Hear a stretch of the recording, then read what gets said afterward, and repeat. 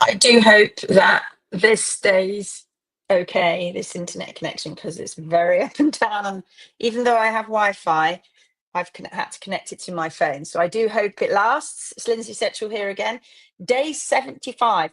And I know that, oh, let me just go live on Instagram. And I know that even though it says day 75, I know that I've missed a few days recently in this last few weeks. I've missed a couple of days. I'm not doing too bad, but I have missed a couple of days where I've not managed to get on in the morning or not at night. So as you can see, completely makeup free. I'd woken up, I put my hair in a hat because it was a mess, and I'm sat here talking to you. Right. So today I thought we would discuss about other hoof care professionals. I thought that we would discuss how difficult it can be for you guys sometimes, and how challenging it can be. It is tricky, dealing with when you feel that you don't know enough as well, and you're dealing with professionals who perhaps are not following the nature's fit, and you're struggling a little bit connecting with them because you can't do it yourself, and so you're struggling getting them to understand what it is that you want, you're trying to put across to them. If you've ever tried, I think, to discuss your horse's hooves with a farrier or a trimmer who are very deeply entrenched into their method, and remember, what we do is not a method.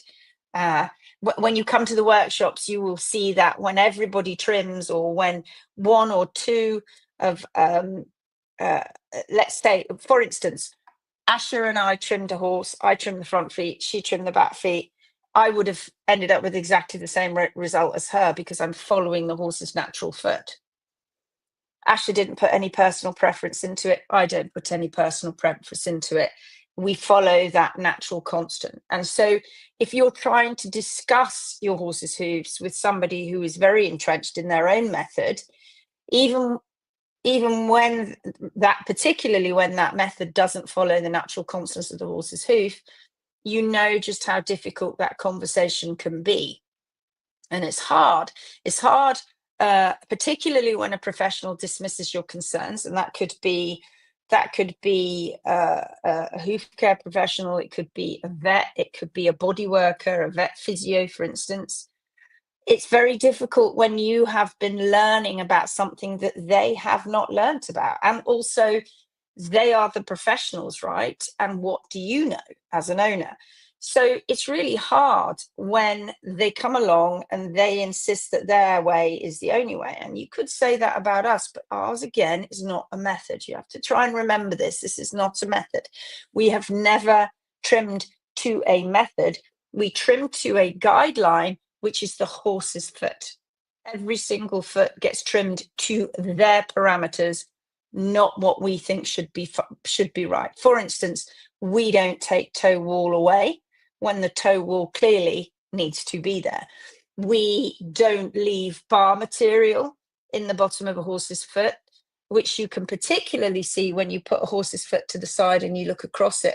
When a horse's foot is in the air and you're looking across it, you can see little lumps and bumps that stick up. We don't leave those because they are not naturally meant to be there.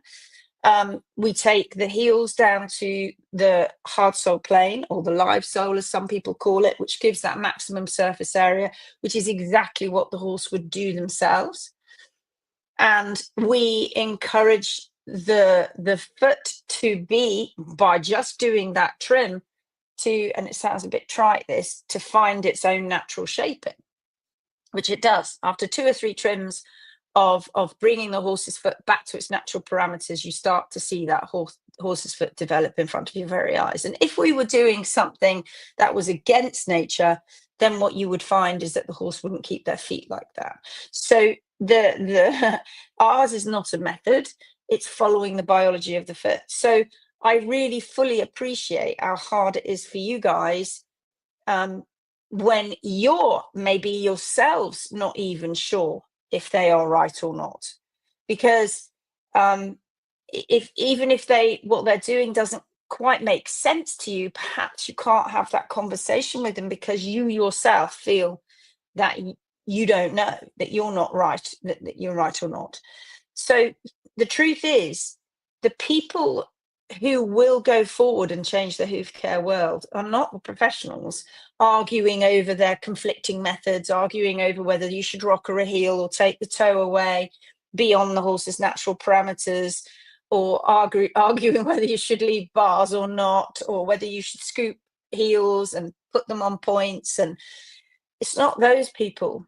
It's not those, or arguing whether they think that every horse should have an 1.5 inch heel, or anything that's remotely down personal preference. It's not those people. Those people will not change the world because they're just arguing over their own conflicting methods.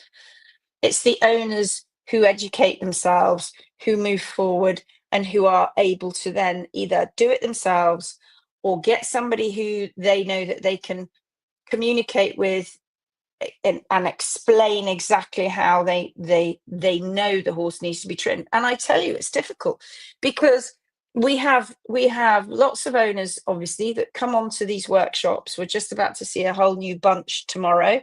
This is our 4th workshop, 4th weekend on the trot that we've been doing these workshops. And most people that come to the workshops have a very good understanding of what we're talking about. But it's interesting when they pick up a foot, they perhaps show themselves, well, they show us and they show themselves when they're doing it, that in fact they weren't quite there. And that's a tricky thing to accept, as also because you pick the foot up and you think, oh my God, I didn't quite understand balance, or I didn't quite get it. And that's obviously what these workshops are about. That's what the challenges are all about. So we are about precision on the horse's foot, because Mother Nature was a precision engineer. She didn't take passengers. She didn't leave the foot to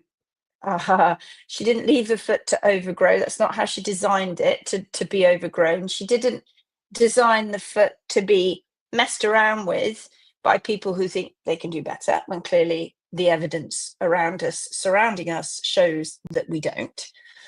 So we have to respect that. And when people come along and they pick up a hoof for the first time and they go to trim it for the first time, I think they, first of all, they go, holy hell, I didn't notice that.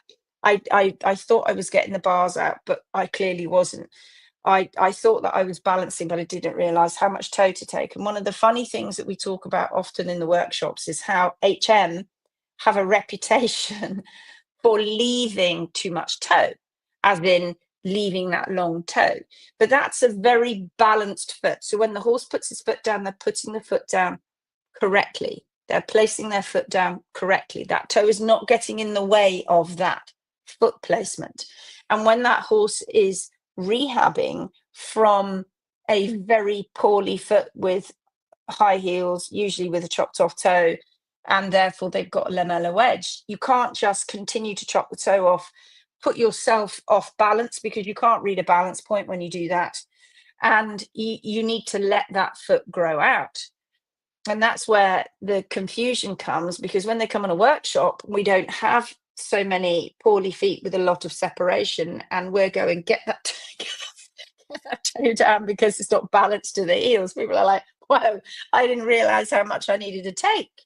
So it's unless you really know what we're doing, unless you really know what you're following in terms of balance, and in terms of following that horse's natural balance, you can get a little bit confused. And then that gets translated with the professionals, which again is another whole thing to deal with. So let me know in the comments, have you had a tough conversation with a hoof care pro? How did it go? Let's talk about how to navigate these conversations and why owner education is the key to real change. You are the key to real change. Okay, let's do some shout outs. Bill Dating is here. Kathy Yorkshire Lass is here on Instagram. Right, let's go through some shout outs here. Apologies for my voice. Susie's here, Susie Pemberton. Jill Truscott's here. Camilla's here. Hey, hey, hey. Marianne Caffrey's here. Undercover Carnivore's here. Tiv is here. Um, I wanted to say back to nature, which is, of course, a pun on track to nature, isn't it? Patricia is here. Patty, hi, Lindsay. Miss you. Malin is here. Leah is here. Stella's here. And Leanne is here so far. It's great to see you. Okay, let's crack on. Oh, Laura says, I've had exactly this problem with the trimmer I had after my old trimmer hurt herself. She was quite angry and said that the Phoenix ways are very controversial. I am now trimming myself. Do you know why it's controversial? Because the world has got so used to methods. They've got so used to personal preference, and taking it back to that horse's natural foot, it's not what anybody's taught. That's why it's controversial, because nobody's taught it, not a school in the world, bar a couple like Jamie Jackson School, where they teach about going back to the natural foot. And I think we have a German chap called Daniel Antz, who also teaches about that live, what they call the live soul plane. So there are a couple of schools out there that are trying to, maybe more quietly than we are, trying to go out there and go, hello world, you really need to follow the horse's natural foot. And unfortunately, the majority of everybody else simply doesn't. And I'll tell you something else that happens too, is that when people go out into that big wide world as a hoof care professional, it's very, very difficult, because you are dealing with, and we know because this is our job day in, day out, you are dealing with pathological feet the majority of the time when you go to new clients. And so you have to go through this whole scenario of bringing that horse back to its own natural foot by growing out all that distortion. And it's very, very difficult when you're setting off with a client, because sometimes we go to people who have not even heard of the Phoenix Group. Most have now, but we go to clients where they've not heard of that. They're just desperate for a trimmer, and you turn up and the previous trimmer has been lopping the toes off, and you turn up and go, well, look, this is one of the reasons why your horse is so sore, and it can't carry, it's not sound over all surfaces. One of the reasons. There are lots of other reasons. And then you say, look, what we're going to do now is allow the horse to bring forward its natural foot. And when they start seeing that lamellar wedge, they're going, hang on, I don't like it. The foot's longer. Can't you make it shorter?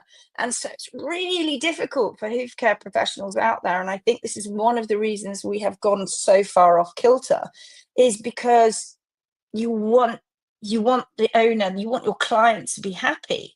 And so a great deal of hoof care is about making the client happy, trying to get the horse sound for the client to ride, i.e. shoes, etc., and forgetting, or maybe not even ever knowing, what that horse's foot should have actually looked like. And they're all so similar. That's the trouble. They've all got the same anatomy. They're not all different from each other as much as people think they are. They're very, very similar, and they have their natural little wear patterns, which is like your little fingerprint, but everything pretty much is the same. Some have a little bit of a higher heel than others, and some end up being a bit wider than others, some a little bit more concavity than others, and all of that is appreciated when you follow their natural foot. But yeah, it's tricky. It's tricky. We've got some more comments. Caroline's here. Hello. Sorry it's late. Susie says, years ago, I had a mare that was shod, quarter cracked farrier could not fix. I went to Equitana and sat through 4 days of farrier science classes by the American Guild of Farriers. It tell you something. If we could take our 3-day workshop on the road, as you know, we take it, and that's why we're in Australia and we've been in New Zealand. But if we could take that 3-day workshop and we could take it to vet practices, we could take it to veterinary vet schools to educate vet students, which we do occasionally do if we have the opportunity, if they come to us. If we could do that, there would be a massive shift in the world to understanding the horse's natural foot. It's it's it's an interesting thing that people have moved so far away from it, and how so many vets, as they come out of vet school, haven't even trimmed a cadaver foot. They've not even laid tools on a foot because they're told that's not your job. The problem is they then go out and they express what needs to happen to a foot without actual knowledge of how you go about doing it. And that's a massive problem. Angie's here. Hello. Marianne's here. Tried asking questions with 3 traditional farriers historically who bristled and were dismissive. And so I just gave up. It's very difficult. Susie says, each presenter told me she must be out of balance somewhere. I told my then farrier what they all said. He figured it out and the crack grew out afterwards. It shouldn't be guesswork, should it? It shouldn't be. It's so damn simple. It is so simple when you follow that horse's natural parameters. Ooh, my eyes going like that. Oh, Vicky's here. Hello, good to see you. Ulrika says, bonsoir. I find it difficult to talk to HCPs because I feel they don't listen, as if they have nothing more to learn. Right, okay. My journey on learning is all about how things work. It's not about the trim. That's obvious. When you learn and you do this and you know about the natural foot, that's not the bit that we need to explore now. We need to explore what's happening and why it's happening on the inside. And unfortunately, that exploration, which was heavily based on the laminae, sort of took the equine world in another direction again. Well, it was already going in that direction. It just confirmed that they were going in the right direction. So they made it even bigger, which is, for instance, P3. When it loses that attachment, they think that it's P3 that has that ability to move through the capsule, which, of course, we have found never to be true. Not once to be true. And so therefore the equine world is confused. And so with that confusion, they just keep trying different things, and it all goes to hell in a handbasket, because that's what we see when people come into the Phoenix group. They go, oh God, look at the mess. Look at all these poorly sore feet. Look at these poorly horses, which are all poorly because they have the same problems. And when you've been in the group for a while, you go, oh no, yeah, no, you're just too much bar material. Oh yeah, they've left too much heel. Oh yeah, they've taken too much toe, or they've left too much toe. You're just not following the horse's natural parameters. So it's very, very tricky. I think the biggest challenge when talking to hoof care pros is that many, like I've just said, are trained in a system that just doesn't follow the horse's natural foot. Many professionals are so deeply invested in their method. And I know from teaching a lot of people online that those people who are very invested in particular methods, including ours, when you get to do one-to-ones with them and you get to really navigate through their photographs and chat to them, you realize that in fact they think they're doing what you're explaining, but oftentimes they're not quite doing. And it's that not quite that's the issue, really. Because for a horse, if it's not quite balanced, it's a problem. If the walls are not quite where they need to be, it's a problem. If the toe is not quite in play, it's a problem. If the Mustang roll is not quite right, it's a problem. It's a problem for the horse, because like I've always said, if you do something to one part of the foot, e.g.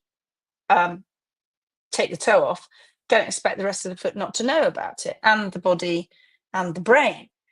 I think that some HCPs genuinely, the majority, let's not just say some, I think the majority believe what they are doing is the best.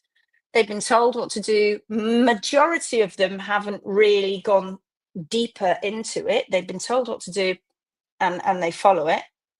And then of course they meet clients who want it done a particular way. They want the feet to look a particular way, and then the human tries to please, and then more problems begin. So even though they're not following the hoof's biological constants, the anatomical constants, which are all there for everybody to see, which still shocks me that the equine world is so far behind that still. And in all the research papers that talk about laminitis, for instance, we don't even talk about the hoof capsule. It's just and those constants. It's very interesting. So this is why there's a huge lack of agreement among professionals themselves. And farriers argue with farriers, don't believe it if they tell you they don't, because they do. One farrier will come along after another farrier and say, oh, he did a rubbish job. This is what you need to do.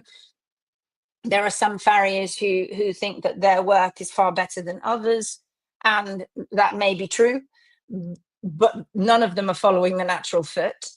Their job was not to do that. Their job was to put a shoe on or to try and make that horse sound. Their job was not to try and follow that natural foot, because you wouldn't be able to put a shoe on if you did. If you try and follow the horse's natural foot, you cannot put a shoe on the bottom of a horse's foot that you are nailing on, because you have too many gaps.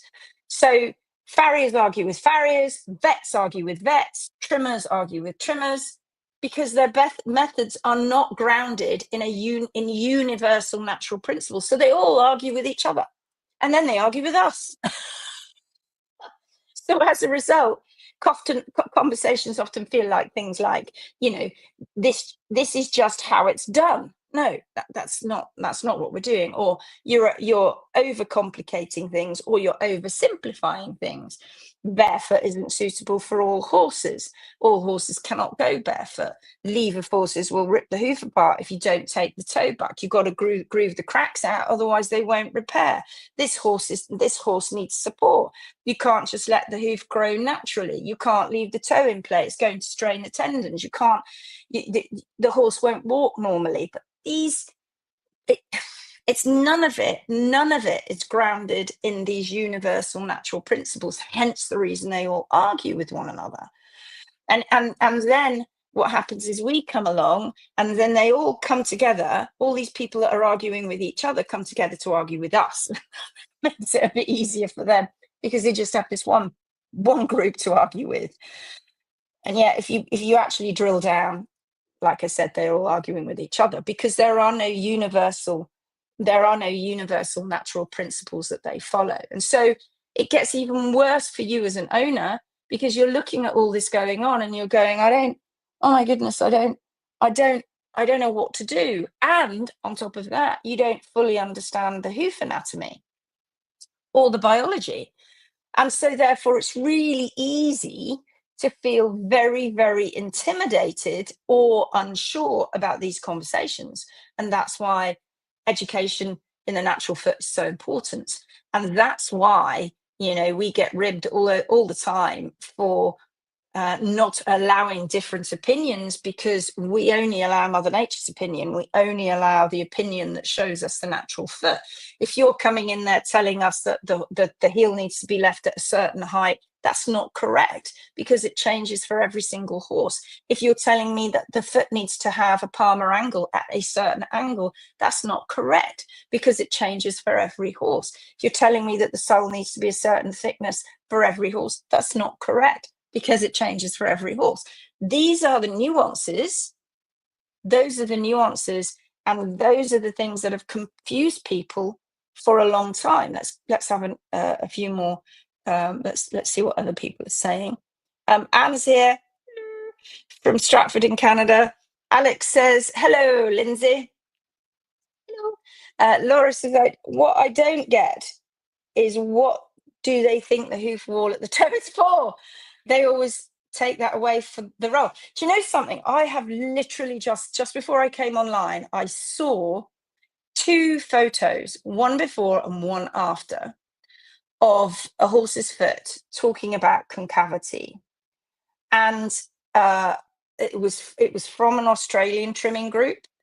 And the first foot was a lovely looking foot. it had, there was still a little bit above the hard sole plane at the quarters, and there was still a little bit more bar material, but didn't look bad. Didn't look bad. The second foot, where they said that the concavity was better, and I might be reading that wrong. It might have been the other way around, but that's what it looked like, first and second. The toe had been completely removed. This lovely, that's lovely curve coming up to the waterline had dropped off, because the horse was now walking on its sole area and white line, not the waterline. So it was a different trim.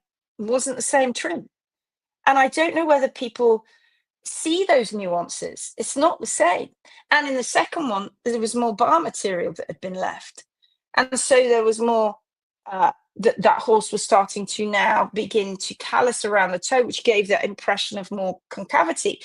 And I wonder, when you look at that, if you're not so particular about it because you don't know, as an owner, you would probably think, they told me that looks better, I accept that that looks better. That's what people do. That looks better, doesn't it? I'm not sure. Okay, yeah, that looks great, because I think you're nice.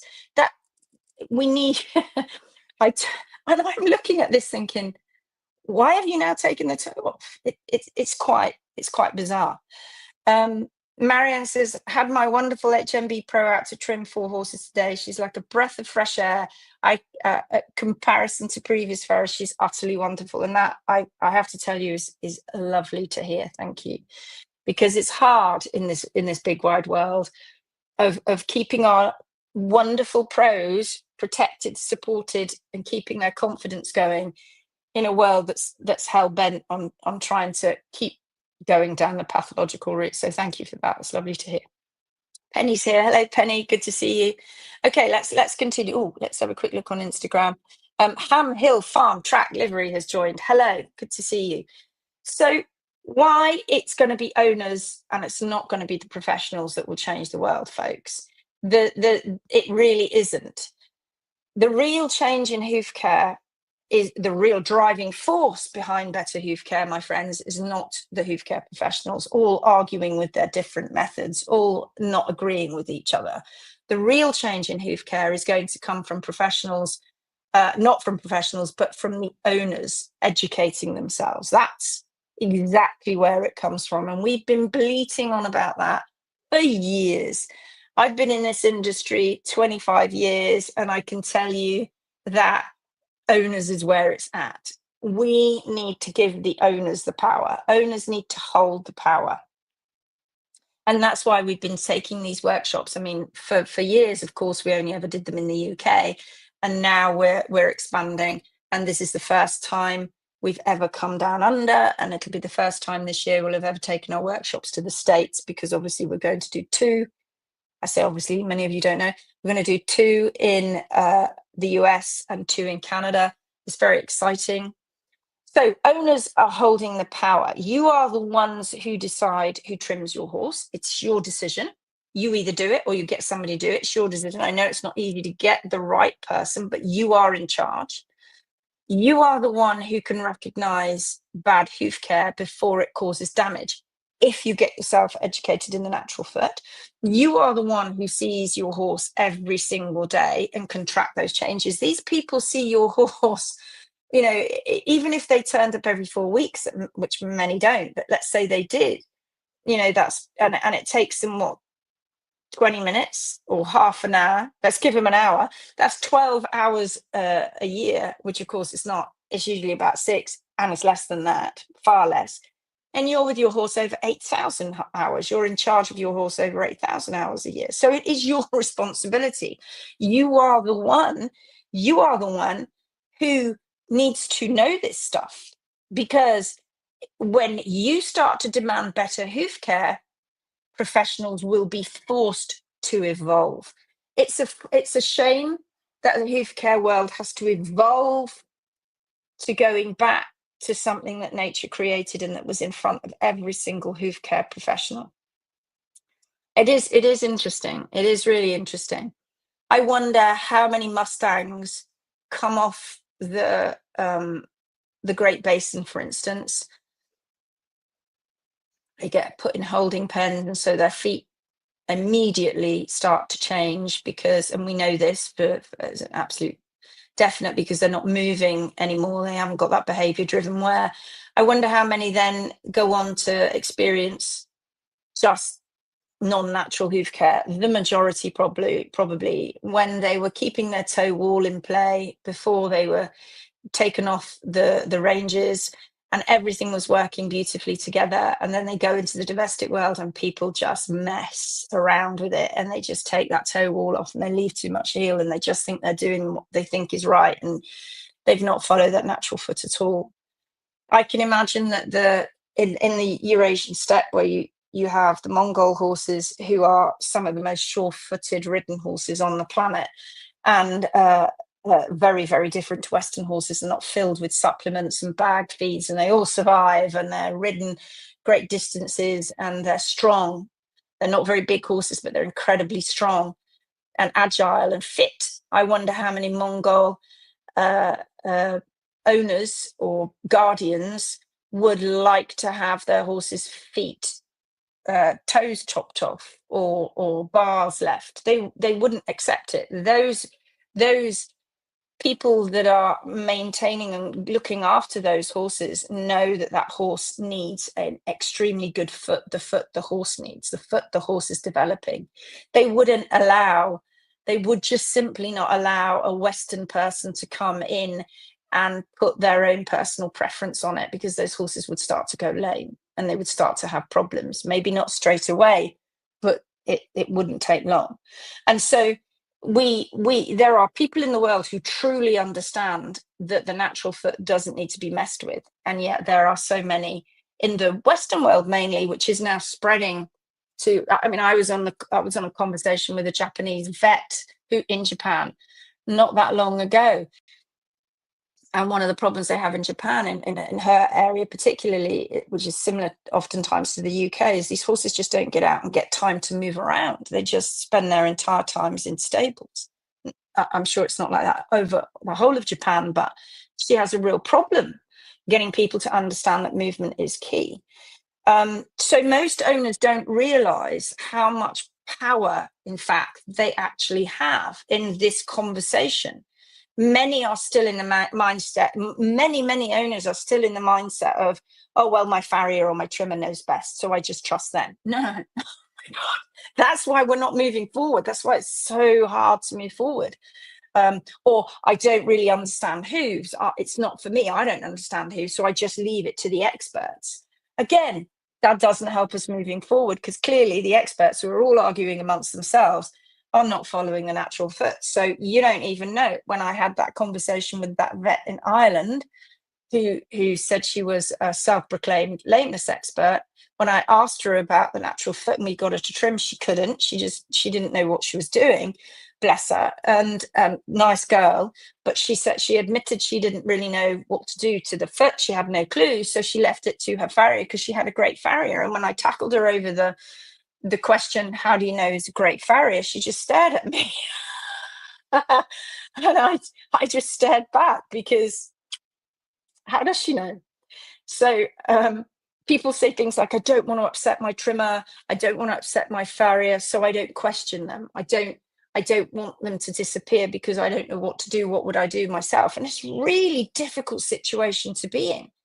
So when owners start learning that, oftentimes puts the hoof care professional on the back foot, because they're like, oh, and so many times I've heard it, I cannot tell you how many times, when people come to the workshops, oh, my farrier or my trimmer didn't want me to come.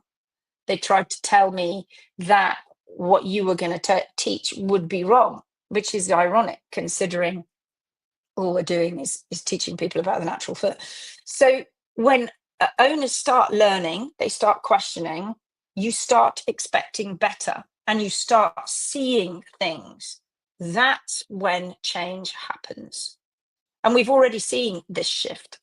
We're starting to see it. The Phoenix Way is known by a lot of people now, and you guys call it TPW. That's the trim that you call. I mean, it's not a method, but it makes people think it's a method. But you call it TP. We didn't call it TPW. You just, well, I suppose we called it the Phoenix Way, but you kind of made it into an acronym because everybody loves that. And so we're seeing this shift. Owners are starting to educate themselves. And what does that mean? It means that you push back against these invasive trimming and harmful shoeing methods. You're pushing back against that now. When people say my horse can't go barefoot, it's not the horse. Because if we take that horse and we change the owner, who therefore is likely to be changing the diet and the management, and therefore is also likely to be changing the trimming techniques, those horses can simply go barefoot. And then if we go to an owner who's been told their horse can't go barefoot, and we take the shoes off and the horse stays with the owner, but we educate the owner, the horse can go barefoot. It's not the horse. It's never been the horse. The horse is not the problem. The problem is all of these different personal preferences and different ideals. It's never the horse. Honestly, I can take any horse and we can take them barefoot. It's never the horse. So owners are learning, quite rightly, how to monitor properly their own horse's hooves through taking more photographs, through taking more videos, with no excuse nowadays. We've all got a phone, most people have anyway. And so those phones have fantastic cameras on them. And so there's no excuse to not be taking those photographs anymore. Owners are becoming more confident in advocating for their horse's hoof health, and this is incredibly important. And so therefore, when enough owners demand better, the industry will have absolutely no choice but to change. It will have to change. The industry will have to change. Anne says, it's such obvious proof that Mother Nature got it right. It totally is. It really, really is. Let me have a quick look on Instagram so I haven't missed anybody. Everybody's still there. Well done. It really is. You know, the problem that we're encountering is this big fight, because it's reputations, right? That's what we're dealing with. We're dealing with reputations. And that's really hard to push back against. So how can you have a productive conversation with those hoof care professionals? Well, the only way that you're going to do that is to give, I'll try and give you some practical strategies. It's not going to be easy. So it's to have a constructive, God, it's so difficult, isn't it? Because it feels confronting, doesn't it? Because, oh, I feel confronted by this. I really don't want to do it. But because you don't want to do it, it's hard. And everybody wishes they could do it themselves, but not everybody can. Otherwise, there wouldn't be a need for us. Not everybody can. But it isn't the magical thing that everybody makes it out to be. It's physically hard a lot of the time and physically awkward. But actually, the principles are incredibly simple, really. And anybody can learn it.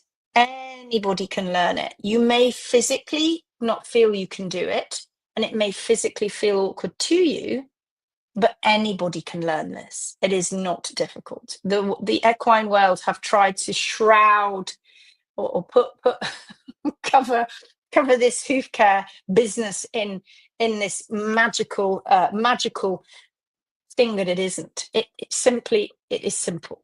It is very, very simple. So you have to ask questions, don't you, rather than challenge. And I know that's hard because questions can very, very quickly turn into challenging questions. Instead of saying, well, that's wrong, you can ask them. Say, can you explain why you trim the heels this way? What's your approach to managing the toe pillar? How do you determine the correct balance for this horse? Why are you scooping the quarters? Why are you removing too much wall around, or well, too much? Why are you removing the wall the way you do? Can you explain it to me? I think the frightening thing is if they can't explain their own approach, then that's slightly worrying, and that I see a lot.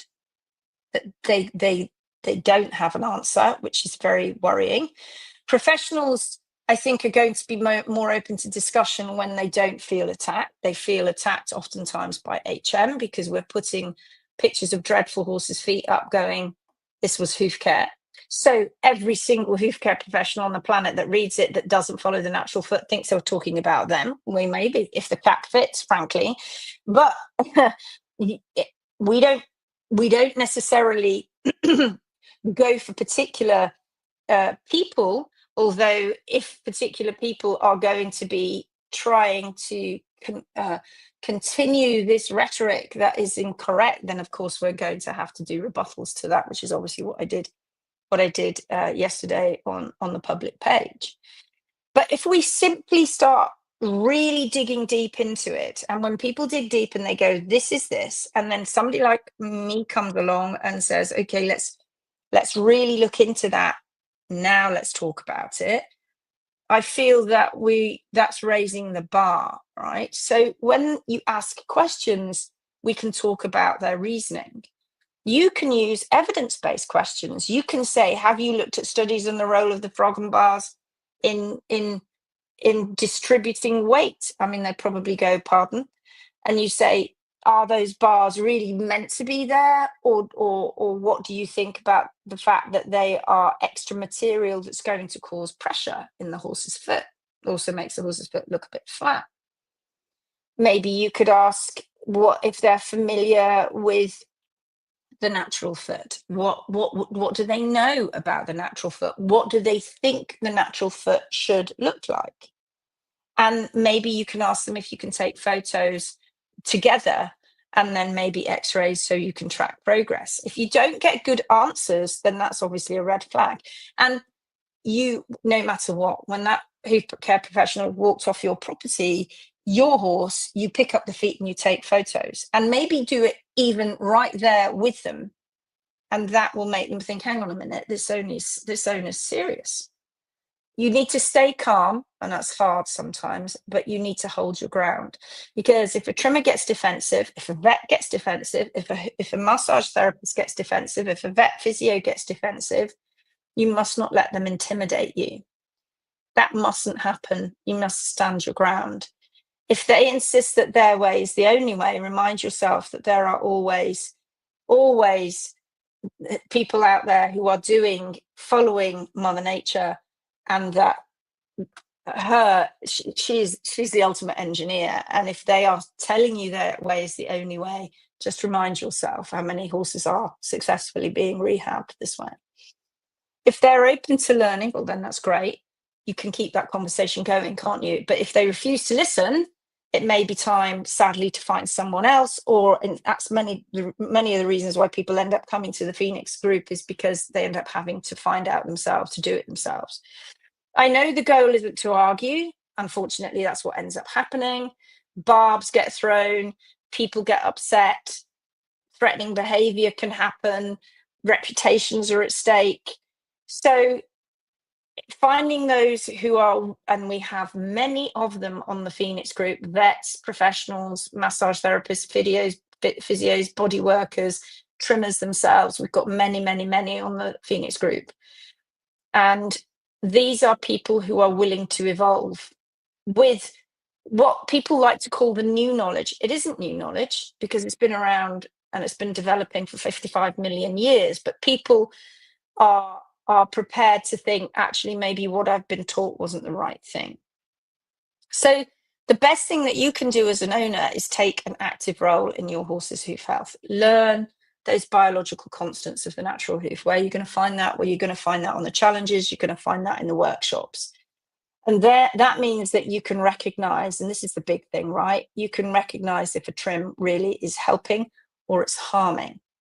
You can take regular photos and videos. You track the progress. It's important. That's your horse. You do it. So many people don't. Shocking how many people don't do that.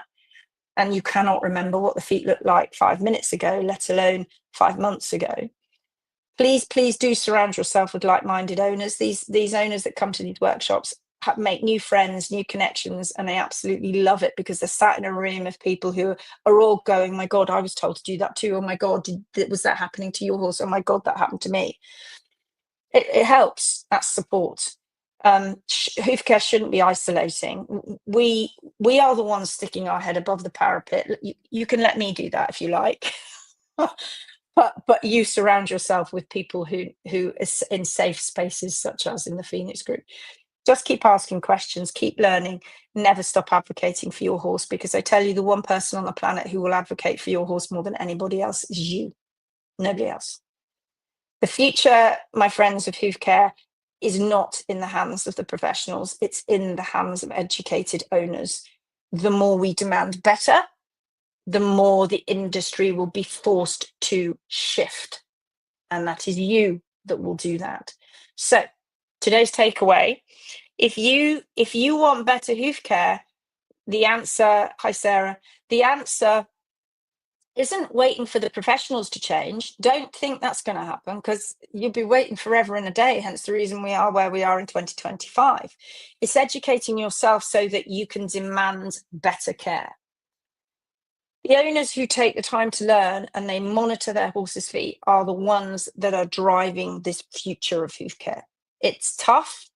No one ever said it was going to be easy. Change is never easy. It's always hard. And in fact, the easiest thing is to fall back on what everybody's been doing, the majority that haven't been taught about the natural foot. When people say, well, how can they be right when the majority of the industry says they're wrong? Think about what the majority of the industry are doing. The majority of the industry are not following the natural foot. And so therefore, that's it would be easy to just go, well, to hell with it. Yeah, you're right. Let's just flop back into that and carry on down our pathological rabbit hole, rabbit in our pathological rabbit warren. Keep seeing these awful feet, and you guys just keep arguing amongst yourself. Carry on. No, that's not what we're doing. That's why it's called the Phoenix. That's why we're trying to raise this hoof care out of the ashes. And the only people that are going to do that are you. So for today's mini challenge for you, think about your last trim. If you had a hoof care professional, did you ask questions? Did you feel confident in what was being done? If not, what's the one thing you want to learn more about before your next trim? Share it in the comments. I'd love to see it. I do go back incidentally, and I do go and read the comments. So thank you again for joining me. We've been on again now for 45 minutes. Chat. Oh, how do I do it? I hope this session has helped you feel a little bit more confident in talking to hoof care professionals. Maybe it hasn't. Maybe it's just reaffirmed what we all know, which is it's always going to be damn difficult to have those conversations. But owner education is the key to real change. You just need to know. So if you found today's session helpful, maybe you think a friend would find it helpful who's going through this at the moment, tag them, share, like, follow, subscribe to the YouTube channel, and that's when you're going to get most of the notifications that pop up if you click the notification bell. And then until next time, which will be tomorrow morning, I hope I can get live before we go and start the workshop. Oh, it's exciting. It's another 3 days to talk about, another load of people to get excited and load more photographs. I'll see you tomorrow. Okay, take care. Have a great day for those of you who are in the morning like me, and I hope everybody else is going to bed right now. Have a great sleep, and everybody else in between. See you tomorrow. Take care now. Bye.